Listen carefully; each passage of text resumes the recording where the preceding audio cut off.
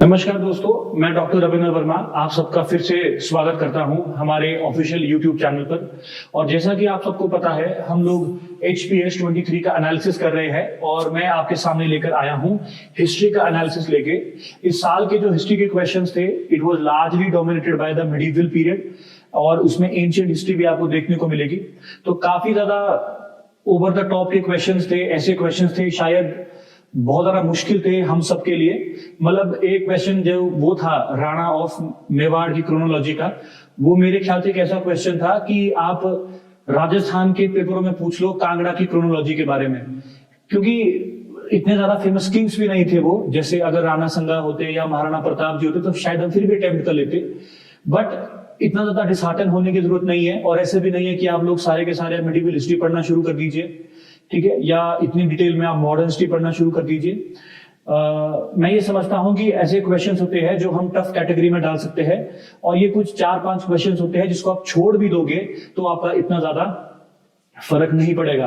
And overall आप देखोगे modern history का आज भी उतनी ही डोमिनेंस है अगर हम मेंस पर्सपेक्टिव से भी इसको देख ले। हाँ, थोड़ा आर्ट एंड कल्चर का पार्ट आपको जरूर रहता है जो आपको पता होना चाहिए। हमारे ग्रीक एपिक्स हो गए, लिटरेचर्स हो गए, चाहे वो संगम पीरियड के है चाहे वो मेडिवल पीरियड के है, लेकिन इतनी डिटेल में क्रोनोलॉजी पूछना, वो भी किसी एक पर्टिकुलर रीजनल हिस्ट्री पूछना, वो मेरे को लगता है कि थोड़ा कमीशन को भी इस बारे में थोड़ा सोचना चाहिए। इससे तो कांगड़ा की क्रोनोलॉजी पूछ लेते, वही राजा पूछ लेते जिन्होंने कुछ जिंदगी में कुछ किया नहीं, फिर वो ऑटोमेटिकली इतना टफ हो जाता। तो इतना डिसहार्टन होने की जरूरत नहीं है। एंड हम शुरू करते हैं। सबसे पहले है जीविका चिंतामणि वॉज रिटन बाय। तो जिस तरह से आपको मैंने बोला, ये आर्ट एंड आर्किटेक्चर का पार्ट है, तो ये इंपॉर्टेंट एक्सपेक्ट रहता है मेंस में भी। तो इसका जो आंसर है दैट इज योर तिरु तख्तेवर, ठीक है। ये जो जीवी का चिंतामणि थी, it was a Jain epic, ये जैन एपिक था। और ये जो लिटरेचर है ये बिलोंग करता है आपके लेटर संगम एज में। लेटर संगम एज के ये एपिक्स थे and it is one of the 5 great epics of the Sangam literature. इसमें जो कहानी है वो जो एक प्रिंस हुआ करते थे उनके बारे में है कि किस तरीके से वो एक ग्रेट वॉरियर बने, किस तरीके से वो उन्होंने आर्ट एंड आर्किटेक्चर को प्रमोट किया। तो एक अच्छा आर्किटेक्चर है ये, एक अच्छा एपिक है ये। इसके अलावा जो ऑप्शंस थे, एक ये था हमारा शीतलाई संहार, इन्होंने लिखी थी मणिमेकलाई। तो ये भी एक ग्रेट तमिल लिटरेचर है, एक ग्रेट एपिक है जिसमें बुद्धिज्म के बारे में बताया हुआ है कि किस तरीके से वहां पे बुद्धिज्म का एक पूरा अकाउंट हुआ। तो एक डॉटर होते हैं, ठीक है, कोलन, एक डॉटर होते हैं कोवलन और मधावी के, जो कि बुद्धिस्ट बन जाते हैं। उसके ऊपर ये पूरा का पूरा अकाउंट था। इसी की तरह से हमने जीविका चिंतामणि के ऊपर बात कर ली है, ठीक है। और उसके बाद एक है यहाँ पर दानदीन जी। जो दानदीन जी थे, he was a famous Sanskrit writer and poet. तो जो पलवा किंग हुआ करते थे उस टाइम, द ग्रेट नरसिम्हावर्मन II, उसके टाइम का ये अकाउंट है। और इन्होंने जो ये एपिक लिखा है दैट इज योर दक्ष कुमार चरित्रम, ठीक है जी। तो इसमें रोमांसेस और जो पोएटिक्स है 6th सेंचुरी के, उसके बारे में यहाँ पर डिटेल में बताया गया है, ठीक है जी। तो पलवा कोर्ट के बारे में ये था। तो उसका जो करेक्ट आंसर था वो है आपका बी। उसके बाद नेक्स्ट हम देखते हैं, ये मॉडर्न हिस्ट्री का क्वेश्चन है, एक इजी क्वेश्चन है। The 1857 revolt was a war of fanatic religionist against Christians, a statement by James Outram. ये एक स्टेटमेंट गलत हो जाती है यहाँ पर, क्योंकि इसको रीस ने लिखा था, बोला था, ठीक है। तो ये स्टेटमेंट गलत हो जाती है। दूसरा है the so called first national war of independence of 1857 was neither first nor national not a war of independence। ये RC मजूमदार ने लिखा है, ये एक करेक्ट स्टेटमेंट है। तो इसका आंसर क्या हो जाता है आपका? तो statement 1 is incorrect and statement 2 is correct. तो आपका आंसर है डी।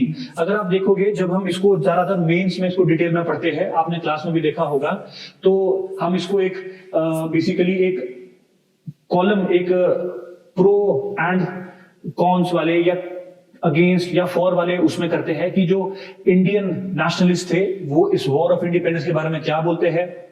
और एक कॉलम आता है हमारे ब्रिटिशर्स का, कॉलोनियल हिस्टोरियंस का, वो इसके बारे में क्या बोलते हैं। तो दीज आर द अकाउंट्स, ठीक है। आप इसको गो थ्रू कर सकते हैं। यहाँ पर RC मजूमदार का अकाउंट है और यहाँ पर LRC रीसे या रीसे का अकाउंट है, जो आपको यहाँ पर देखने को मिलेगा, ठीक है जी। उसके बाद नेक्स्ट आप देखोगे Samavartana is a category of Hindu slaves, ठीक है, ये गलत है, ठीक है। उसके बाद है Shankaravarman is considered as the founder of Lohara dynasty of Kashmir, यहां पे भी स्टेटमेंट गलत हो जाती है। Both the statements 1 and 2 are incorrect. देखिए दोबारा से एक ऐसा क्वेश्चन है जो मेरे ख्याल से इतना ज्यादा आसान नहीं है, क्योंकि बहुत इन डेप्थ यहाँ पर नॉलेज पूछी है। आप लोगों ने सुना होगा जो हमारा हिंदू लिटरेचर वगैरह है उसमें स्मृति है, श्रुति है, उसके बाद आप देखोगे उसके अंदर वेद है, वेदांग है, ठीक है। फिर वहां पर आपको कहीं देखने को मिलेगा संवर्तन। बेसिकली हमारे हिंदुइज्म है, जो हमारा हिंदुइज्म है उसमें 16 संस्कार होते हैं, ठीक है।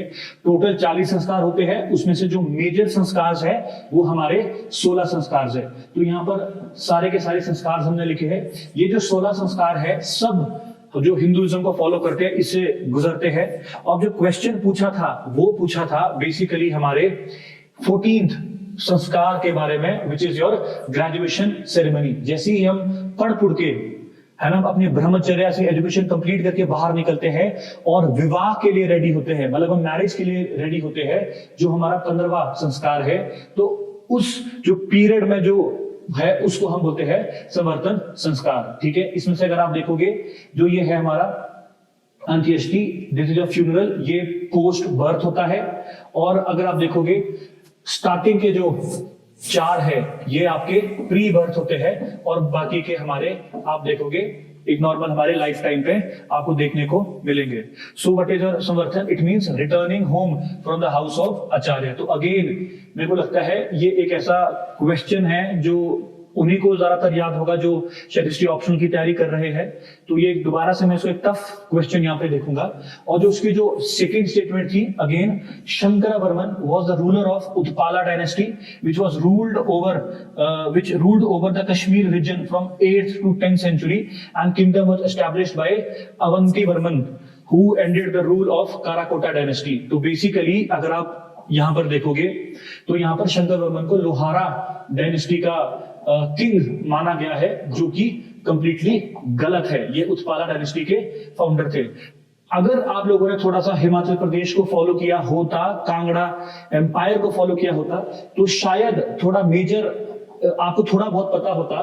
हम लोगों को यहाँ पर ये देखना पड़ेगा जो ये शंकरवर्मन थे, ठीक है, ये जो शंकरवर्मन थे इन्होंने अपने टाइम पे जो पृथ्वी चंद है कांगड़ा के, ठीक है, पृथ्वी चंद उनके टाइम यहाँ पर रेड्स की थी हमारे हिमाचल प्रदेश कांगड़ा में। तो किसी ने अगर हिमाचल प्रदेश को थोड़ा इन डेप्थ पढ़ा होता या कांगड़ा रियासत को पढ़ा होता तो उनको ये पता लगा था कि Shankaravarman of Utpala dynasty raided Kangra Nagarkot during the reign of Prithvi Chand. पर फिर भी ये मेरे हिसाब से बहुत मुश्किल क्वेश्चन था। हालांकि इसका जो आंसर है it is like both the statements are incorrect, ठीक है जी। नेक्स्ट आप देखोगे arrange the following viceroys in the chronological order. अब ये इजी क्वेश्चन है, क्योंकि जनरली हम वाइसरॉयज और गवर्नर जनरल्स को बहुत ज्यादा फॉलो करते हैं। हमने पिछली बार भी क्वेश्चंस देखे थे।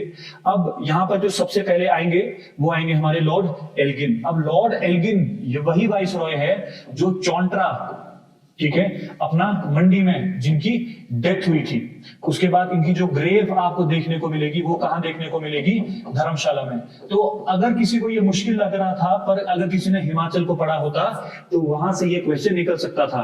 तो 4 सबसे पहले लॉर्ड एल्गिन। अब लॉर्ड एल्गिन के बाद आपको जो देखने को मिलेंगे वो देखने को मिलेंगे जॉन लॉरेंस। इनका भी हिमाचल से थोड़ा रेफरेंस है, क्योंकि इन्होंने 1864 में क्या बना दी थी? इन्होंने 1864 में शिमला को कैपिटल बना दिया था। ये हमारा मेंस में पूछा था इस बारी। तो 4-3, तो यहीं से ही आपका आंसर निकल जाना था, ठीक है। उसके बाद आपके लॉर्ड नॉर्थब्रुक आगे एंड फिर उसके बाद लैंसडोन आगे। तो मैं बस एक तरह से आपको बता रहा हूं कि कई बार आप अगर इंटरलिंक करोगे सब्जेक्ट्स को, टॉपिक्स को, फिर भी ये निकल जाना था। तो लॉर्ड एल्गिन, ठीक है, Lord Elgin he died at Chauntra Mandi, उनकी धर्मशाला में ग्रेव है। And immediately he was succeeded by John Lawrence. इन्होंने शिमला को समर कैपिटल बनाया। फिर लॉर्ड नॉर्थब्रुक, ठीक है, तो इनको फेमस इसलिए माना जाता है चाइल्ड मैरिजेस के लिए। इन्होंने इंटरकास्ट मैरिज वगैरह को बहुत ज्यादा प्रमोट किया था, चाइल्ड मैरिजेस भी यहाँ पर आ गई थी। उसके बाद है लॉर्ड लैंसडो। इसके टाइम अगर आप देखोगे इनडायरेक्ट इलेक्शंस इनके टाइम आए थे, very famous, Indian council of 1892, और इनको फैक्ट्री एक्ट के लिए भी जाना जाता है। तो again a very easy question, अगर आप थोड़ा सा अपना दिमाग लगाते, थोड़ा अपने दिमाग को टटोलते, तो ये आंसर आपका आराम से निकल जाना था। ठीक है, तो नेक्स्ट चलते हैं। Arrange this medieval rulers of the Mewar in chronological order. तो यही वो क्वेश्चन है, ठीक है। कायदे से जो सबसे पहले आए वो हमारे हामिर आए। He was a great king. इन्होंने मेवाड़ डायनेस्टी को एस्टैब्लिश किया। उसके बाद राणा लखा आते हैं। राणा लखा से इनके बेटे आगे मोखल आए, जो कि जैसा कि प्रॉमिस किया था कि राजा कौन बनेगा। एंड फाइनली लास्ट में आपको राणा खुंबा देखने को मिलेंगे। सो इसका जो आंसर है दैट इज योर 1, फिर आता है 4, फिर आता है 3, फिर आता है 2। तो इसका आंसर है सी। अगेन मैं समझता हूं कि it is a very tough question, ठीक है, it is a very tough question. जैसा आपको मैंने बोला कि ये इस तरह का क्वेश्चन है कि अब राजस्थान के पीसीएस में ये पूछेंगे कि कांगड़ा की क्रोनोलॉजी के बारे में बताओ, कांगड़ा के राजा की क्रोनोलॉजी के बारे में बताओ, ठीक है। तो ऐसे क्वेश्चंस को अगर आपको थोड़ा बहुत आइडिया होता कि हामिर पहला राजा है, मैं समझता हूं कि फिर भी ये क्वेश्चन नहीं हो, मतलब मुश्किल था ये क्वेश्चन मेरे हिसाब से फॉर द एस्पिरेंट्स। तो इन क्वेश्चंस के चांसेस गलत ज्यादा होते हैं, गलत होने के, जिससे कि आपको नेगेटिव मार्क्स आपको फेच कर सकते हैं। तो इन क्वेश्चंस को आपको जनरली अवॉइड करना चाहिए। देखिए यहाँ पे जो ग्रेट किंग्स थे, राणा संगा, पृथ्वीराज चौहान, वो मिसिंग थे। अगर वो होते तो शायद क्वेश्चन थोड़ा मीडियम लेवल का हो जाता। सो क्रिटिसिज्म पार्ट है लाइफ का, एंड शायद कमीशन को थोड़ा सोचना चाहिए कि दिस टाइप ऑफ क्वेश्चंस ये ओवर द टॉप होते हैं एंड इनका कोई सेंस ही नहीं है इनको पेपर में डालने का, ठीक है। अगर आप ये सोच के इस क्वेश्चन को डाल रहे हो कि मेडिवल हिस्ट्री में हम महाराणा प्रताप जी की लेगेसी को डालेंगे, तो उनसे रिलेटेड कोई क्वेश्चन पूछ लेते। कोई उनकी मूवी आ रही है, जैसे मूवी, तो अगर न्यूज में था भी मेवाड़ डायनेस्टी उनके कहने से, तो उनके कुछ वर्क्स पूछ लेते, उनके वॉर्स। तो थोड़ा इस तरीके से हमको यहाँ पर देखना है, और इतना ज्यादा इनके ऊपर फोकस भी नहीं करना है कि आप अगली बार सारे राजाओं की क्रोनोलॉजी रट के जा रहे हैं। तो मेरे को लगता है कि इतना ज्यादा जरूरी नहीं है यहाँ पर, ठीक है जी। नेक्स्ट इज योर, ये अब आपका मॉडर्न हिस्ट्री का क्वेश्चन है। Again a chronological question, a good question. Aligarh scientific society was founded by, ये तो सैयद जी ने ढूंढी थी, तो यहाँ पर एक गलत हो जाता है, ठीक है। उसके बाद प्रार्थना समाज वाज एस्टैब्लिश्ड इन 1867। ये जो प्रार्थना समाज है वो 1867 में ढूंढा था, ये भी गलत हो जाता है। बचे आपके 2, मानव धर्म सभा और परमहंस मंडली, ये दोनों करेक्ट है। तो करेक्ट आंसर आते हैं आपके 3 और 4 ओनली। तो थोड़ा सा इसके बारे में देख लेते हैं। ऑलरेडी मैं आपको बोलता हूं, हमने अपने एमसीक्यूज में भी देखा था कि ये सारे मूवमेंट्स, सोशियो रिलीजियस ऑर्गेनाइजेशंस वगैरह इंपॉर्टेंट रहती है। तो क्रोनोलॉजिकल ऑर्डर में ही इनको लगाया है मैंने। मानव Dharma Sabha 1844 Surat by Durgaram M Mehta, Dadoba Pandurang and Dimani Shankar and Dalpat Rai, ठीक है। उसके बाद ये लोग हर संडे को मीटिंग्स वगैरह रखते थे, एंड जनरली इनका जो प्रोक्लेम वो क्या था कि ये लोग जैसे जो कास्ट वगैरह है उसको चैलेंज करते थे, जो मैजिशियंस वगैरह होते थे उसको चैलेंज करते थे। तो जनरली सिंगल गॉड में इनका बिलीफ था। उसके बाद परमहंस मंडली, ठीक है। उसके बाद है दुर्गाराम मेहता जी एंड दादोबा पांडुरंग। अब बेसिकली मानव धर्म सभा इतनी ज्यादा चली नहीं, एंड बाय योर 1848 ये फेल होने लगी, ठीक है। 4 साल में ये फेल होने लगी, क्योंकि जो इंपॉर्टेंट लीडर्स थे उन लोगों ने क्या कर दिया, उन लोगों ने सूरत को छोड़ के अलग अलग जगह पे चले गए। जैसे आपके ये दोनों जो मेन लीडर्स थे, ठीक है, जो मेन लीडर्स थे ये लोग, इन लोगों ने क्या फाउंड कर दिया, इन लोगों ने परमहंस मंडली फाउंड कर दी, जो कि पांडुरंग जी के 7 प्रिंसिपल्स के ऊपर बेस्ड थी। गॉड इज वन, ठीक है, और कास्ट नहीं होती, तो ये बॉम्बे के ऊपर बेस्ड थी। तो यहां से ये आंसर निकल जाना था अगर आपके पास ये कनेक्शन होता कि इन दोनों को कैसे कनेक्ट कर सकते हैं, क्योंकि दोनों एक साथ चली है। ये मानव धर्म सभा आई, ये फेल हुई क्योंकि जो लीडर्स थे उन्होंने डिफरेंट ऑर्गेनाइजेशंस को बना दिया, ठीक है। तो ये निकल जाना था आराम से। उसके बाद प्रार्थना समाज आत्माराम पांडुरंग जी 1867, ठीक है, ये बहुत फेमस है, जो महाराष्ट्र में रहने से आया था। इन्होंने बहुत ज्यादा रिफॉर्म्स लाए थे, religious social reforms in Maharashtra. और इनकी जो माउथ पीस था, ठीक है, सुबोध पत्रिका, it was run by the प्रार्थना समाज, ठीक है। तो ये जो हमारा कास्ट वगैरह है उसको बहुत ज्यादा टारगेट करते थे, जो कास्ट सिस्टम वगैरह था। And the last is your scientific society of Aligarh या Aligarh scientific society, it was set up in 1864 by Syed Ahmad Khan, ठीक है। And basically he wanted to impart western education to the Muslims of India. बाद में इसी के ऊपर इन्होंने मोहम्मदन एंग्लो ओरिएंटल कॉलेज खोला, ठीक है, और उसी के बाद वो अलीगढ़ मुस्लिम यूनिवर्सिटी भी बनते हुए आपको देखेगी। और basically he was the first Muslim who brought this change, कि जो वेस्टर्नाइजेशन है, जो वेस्टर्न कल्चर है, वेस्टर्न एजुकेशन है, उसको मुस्लिम्स को इम्पार्ट किया जाए। तो यहां पर आपको ये देखने को जरूर मिलेगा, ठीक है। उसके बाद आप देखोगे next, again a very good question. The Congress socialist party was set up in 1933। उसके बाद the book Marx, Gandhi and socialism was written by JP Narayan. The book radical humanist was written by M.N. Roy and the book Unhappy India was written by Lala Lajpat Rai। अब देखो, इसमें से अगर आपको ये difficult लग रहा होता तो आप इसको कैसे कर सकते थे?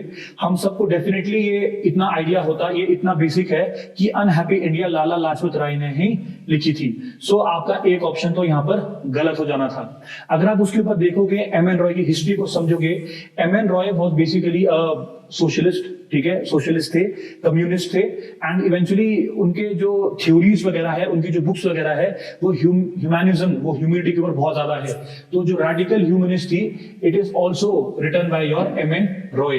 तो यहां पर अगर आप देखोगे 3 and 4 करेक्ट हो जाता है, 3 and 4 करेक्ट हो जाता है। तो अगर आप देखोगे जो सोशलिस्ट पार्टी है, इट वाज सेट अप इन 1934, क्योंकि ये जेपी नारायण वगैरह महात्मा गांधी से नाराज हो चुके थे। ये जो बनी है कांग्रेस सोशलिस्ट पार्टी, ये गांधी से जब इनको थोड़ी डिसएग्रीमेंट हुआ था तब बनी थी, और भी लीडर्स थे, और तब जाके बनाई थी। और दूसरा, ये जो कांग्रेस सोशलिस्ट पार्टी थी, ये विंग था किसका? इंडियन नेशनल कांग्रेस का। इंडियन नेशनल कांग्रेस खुद सोशलिज्म, ठीक है, सोशलिस्टिक आइडियाज पे काम नहीं करती थी। जो ये काम होता था, ये सारा का सारा काम कौन करती थी? ये सारा का सारा काम करती थी कांग्रेस सोशलिस्ट पार्टी।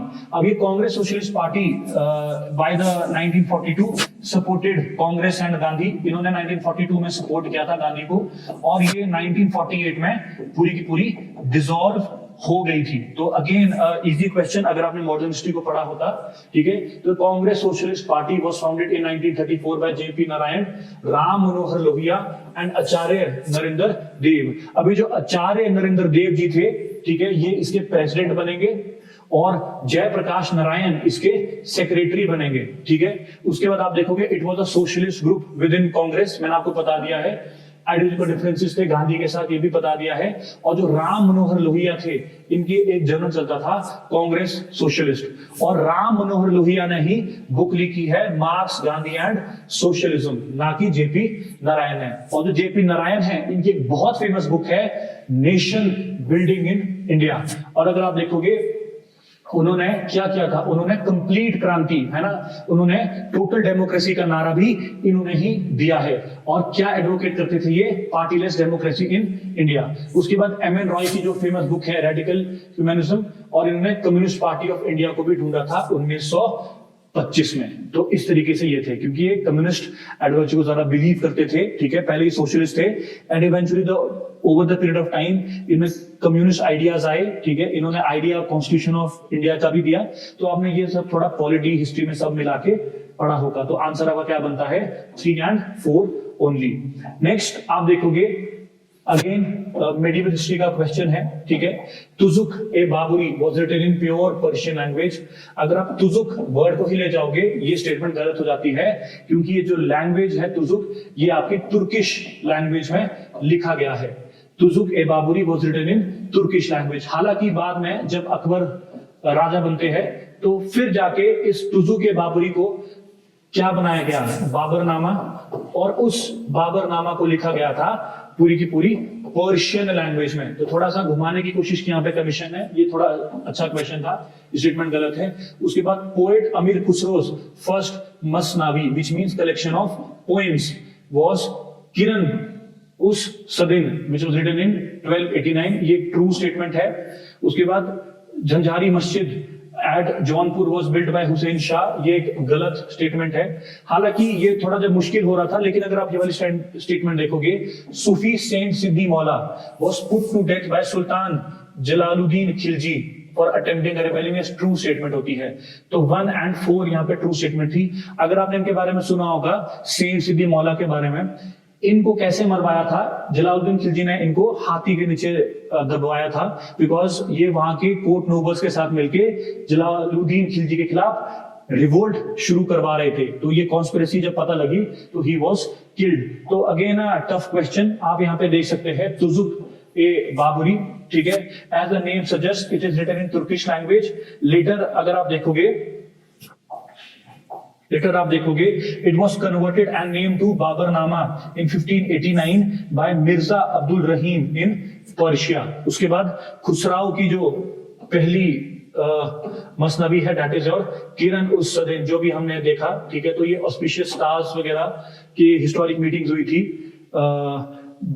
बुगरा खान और उनके बेटे मुइजुद्दीन के, उनके बारे में है ये, ठीक है। उनकी आपस में लड़ाई बनती नहीं थी, तो जब वो बहुत टाइम बाद मिले, उसके बारे में मीटिंग ऑफ 2 स्टार्स के बारे में पूरा का पूरा है।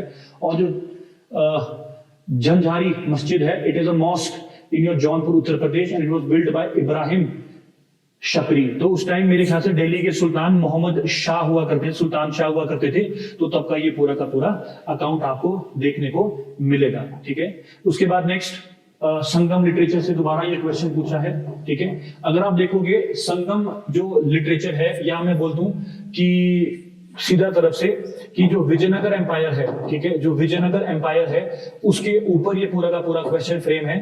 विजयनगर एम्पायर की 4 डायनेस्टीज आई है, ठीक है, उसी के ऊपर ये क्वेश्चन यहाँ पर पूरा का पूरा फ्रेम करके दिया था। तो अगेन अ डिफिकल्ट क्वेश्चन, क्योंकि कोई इतना डिटेल में नहीं पढ़ता, ठीक है। हालांकि अगर आपको थोड़ा सा विजयनगर एम्पायर के बारे में पता होगा, तो जो हमारे विरूपाक्षाका थे, ठीक है, he belonged to the Sangama dynasty. तो अगर आप इसको देखते तो आपका ये आंसर एक ही उससे निकल जाना था, ठीक है, क्योंकि यहाँ पे ऑप्शन इस तरह से प्लेस्ड है कि जो हमारे विरूपाक्षाका 2 है, he belong to the Sangama dynasty of Vijayanagar empire, जो सबसे पहली आपको एम्पायर देखने को मिलेगी। तो इसको आप थोड़ा गो थ्रू कर दीजिएगा, ठीक है, इसको आप गो थ्रू कर दीजिएगा। नाउ अगर आप यहाँ पे लिखेंगे संगम डायनेस्टी विरूपाक्षाका 2 1465 से 1485, उसके बाद सलुवा डायनेस्टी, यहां पर आपको देखने को मिलेंगे तीमा 1491, फिर आता है आपका थुलुवा डायनेस्टी, इसमें आपको देखने को मिल जाएगा अच्युत देव नारायण, एंड देन आपको देखने को मिलेगा अरावलु डायनेस्टी, जिसमें आपको देखने को मिलेगा श्रीरंगा 1, जो कि हमारे यहाँ पर ऑप्शंस थे। तो प्रैक्टिकलिटी में तो ये क्वेश्चन मुश्किल था, लेकिन अगर आपने थोड़ा सा पढ़ा होता विजयनगर एम्पायर के बारे में, थोड़ा आपको आइडिया रहता, तो जो विरूपाक्षाका 2 है ये आपका संगम से बिलोंग करते थे, तो यहीं से ही ये आंसर निकल सकता था। तो इसलिए मैं कई बार बोलता हूं कि जो कई बार ऑप्शंस होते हैं वो आसान होते हैं, and it is the option जो क्वेश्चन की डिफिकल्टी लेवल को डिटरमाइन करते हैं।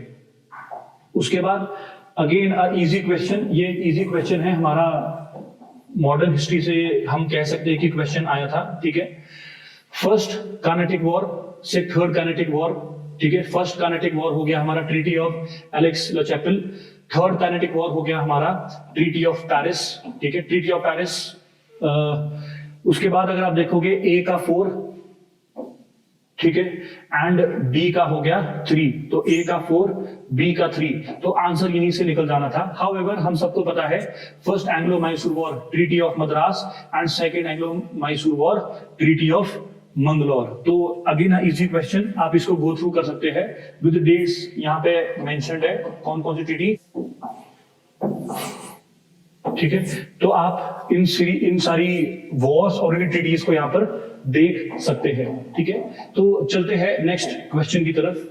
नाउ अगेन ये मैच द फॉलोइंग्स है, ठीक है। और अगर आप देखोगे ये जो मैक्सिमम बैटल्स है, ये जो टाइम पीरियड है, जैसे आपका 1532 हो गया, 1540 हो गया, है ना, आपका 1555 हो गया, these are the dates which are very closely associated to आपके हुमायूं के साथ। तो हुमायूं के जो बैटल्स थे उसके ऊपर ये क्वेश्चन पूछा था। हाउएवर ये जो 1565 का बैटल है, it is a great battle which was fought by the Vijayanagara empire, which is fought by the Vijayanagara empire. इस बैटल को हम तालीकोटा के नाम से भी जानते हैं और कहा जाता है कि यही वो बैटल है जिसने विजयनगर एम्पायर का रूल भी एंड किया था। तो ये बड़ा फेमस बैटल है।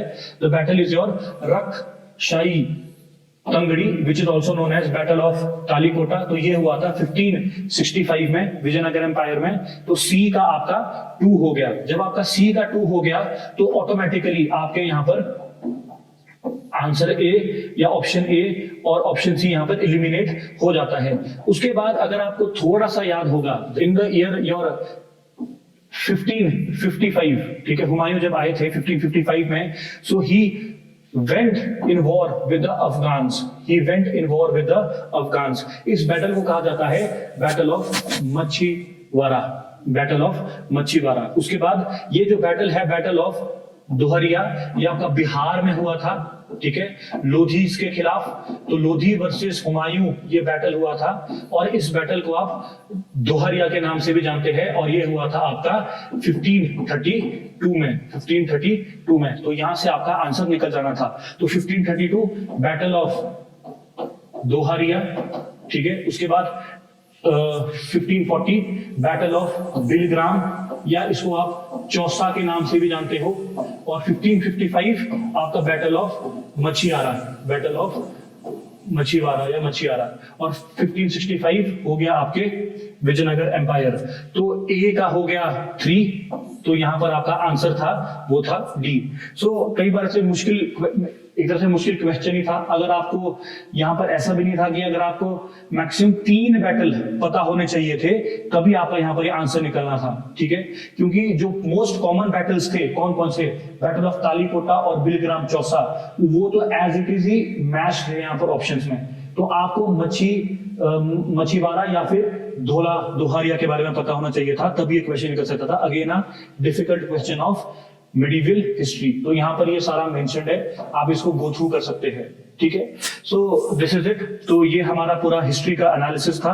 I hope you like this video and again मैं यही बोलूंगा कि ज्यादा आपको ऐसे घबराने की जरूरत नहीं है। ऐसे क्वेश्चंस कभी ऊपर नीचे हो जाते हैं और ऐसा जरूरी भी नहीं है कि अगले साल दोबारा से इसी पैटर्न के क्वेश्चंस आएंगे आपको देखने को। आप अपनी तैयारी को उसी पैरामीटर पे रखिए जिनका प्री हुआ है, वो हमारे मेंस के, जो कि हमारा ऑसम प्रोग्राम है 45 डेज का, उसको देख सकते हैं, ठीक है। जोगटा अकेडमी ने, ठीक है, जोगटा अकेडमी ने पिछले 6 इयर्स में लगातार आप देखोगे 60+ सिविल सर्वेंट्स हिमाचल प्रदेश को दिए हैं।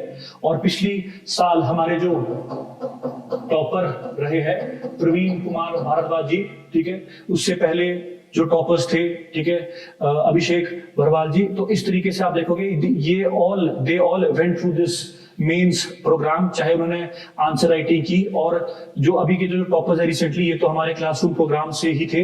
तो अगर आप देखेंगे आप ये सब अचीव कर सकते हो, ठीक है, तो आप लोग हमारे ऑसम प्रोग्राम को ज्वाइन कर सकते हैं। यू कैन कॉल अस या you can visit our website. हमारा जो इंस्टाग्राम हैंडल है जोगटा _academy, उसको आप देख सकते हैं, या हमारा जो टेलीग्राम चैनल है जोगटा अकेडमी HPAS, ठीक है, उसको आप देख सकते हैं। उसमें हम सारी डिटेल्स और PDFs को अपलोड करते हैं।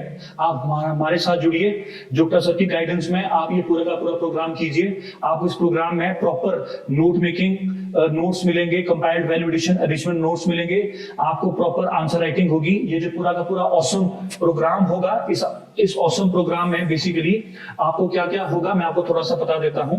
हमारा ये जो ऑसम प्रोग्राम होगा 45 डेज का, इसमें आपको टोटल 4 आवर्स की क्लासेस रहेगी। इस 4 आवर्स की क्लासेस में आप देखोगे 2 आवर्स आपका सब्जेक्ट रहेगी, सब्जेक्ट वाइज 1 आवर 30 मिनट्स की आपकी हिमाचल प्रदेश की क्लास रहेगी और आपकी 30 मिनट्स की राइटिंग भी होगी। इसके अलावा आपको वैल्यू एडिशन या वैल्यू एनरिचमेंट नोट्स अवेलेबल होंगे। साथ में हमारी जो मेंस की टेस्ट सीरीज है और हमारे जो नोट्स है, जो हमारे मेंस की नोट्स है, जो कि सारे के सारे टॉपर्स रेकमेंड करते हैं, ठीक है, जो सारे के सारे टॉपर्स रेकमेंड करते हैं, आपको वो सब इस ऑसम प्रोग्राम के अंडर मिलेगा। तो ये एक इंपॉर्टेंट प्रोग्राम है, इंपॉर्टेंट इनिशिएटिव है जोगटा सर द्वारा जो आपके बीच वो लेके आए हैं। इसके अलावा ऐसे एस्पिरेंट्स जिनका अभी प्रीलिम्स नहीं हुआ है, उनके लिए हम लोग लेके आए हैं हमारा नया HPS 24 का फाउंडेशन बैच, ठीक है। और आपको मैं ये अश्योर करता हूं कि इस फाउंडेशन बैच के बाद आप लोगों को एक प्रॉपर होराइजन मिल जाएगा अपनी प्रिपरेशन को करने का। हमारा जो प्रोग्राम रहता है वो प्री प्लस मेंस रहता है। इसमें हम बेसिक शुरुआत करते हैं आपके NCERT से, जिसमें हम ज्यादातर कंसेप्ट बिल्डिंग पे ध्यान देते हैं। उसके बाद हम लोग स्टैंडर्ड बुक्स की तरफ चलेंगे, ठीक है, और जो कि आपका एक इंटरमीडिएट लेवल होगा। आप लोग कंसेप्ट्स को जोड़ना सीखोगे, आप लोग आंसर्स को लिखना सीखोगे, एंड फाइनली हम लोग इसको एडवांस लेवल पे ले जाते हैं लास्ट में, जिसमें हम आपको करंट अफेयर्स और वैल्यू एनरिचमेंट करवाते हैं, जिससे कि आपकी पर्सनालिटी डेवलपमेंट भी हो और साथ में आप किसी ऐसे क्वेश्चन को टैकल कर सके जो कि वो आपकी रेंज में नहीं हो। तो विद एलिमिनेशन मेथड, जो जैसा कि आपने भी यहाँ पे मेरे को देखा, तो एक इस तरह की कंसेप्ट बिल्डिंग, एक कोर कंपिटेंसी आप में डेवलप हो चुके। तो ये जो बैच है इसकी एडमिशन ओपन है। 10 अक्टूबर तक आप इसमें एडमिशन ले सकते हैं। आपको अराउंड 10 to 15% इस पे डिस्काउंट मिलेगा, ठीक है। साथ में आपको 7 डेज की फ्री डेमो क्लासेस भी मिलेगी।